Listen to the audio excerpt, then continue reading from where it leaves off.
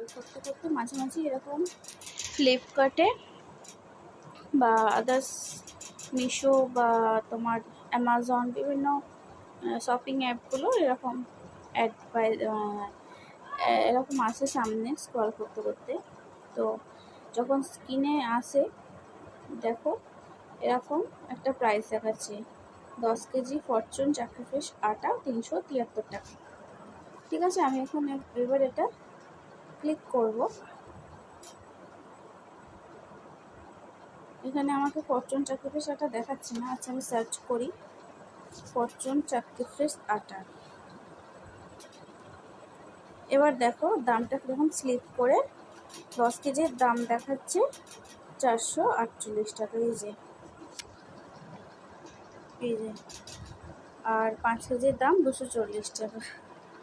আরে ভাই, দাম যখন এইটা তাহলে কেন আমাকে ওখানে এরকম ফেসবুক স্ক্রল করতে করতে এরকম অ্যাডগুলো দেয়?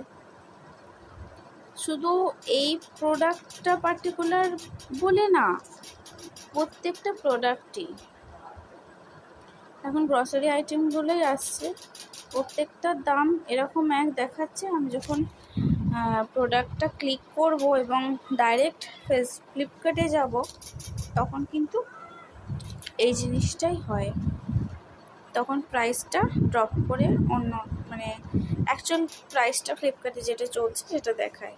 তো আমার বক্তব্য হচ্ছে এখানে তাহলে কেন এই প্রাইসটা শো করছে? মানুষ তো এগুলো অনেকে ভুল করে এইভাবে অর্ডারও করে ফেলে যারা খুব একটা জানে না। তো প্রাইসটা কেন এরকম দেখাচ্ছে সেটাই আমার বক্তব্য।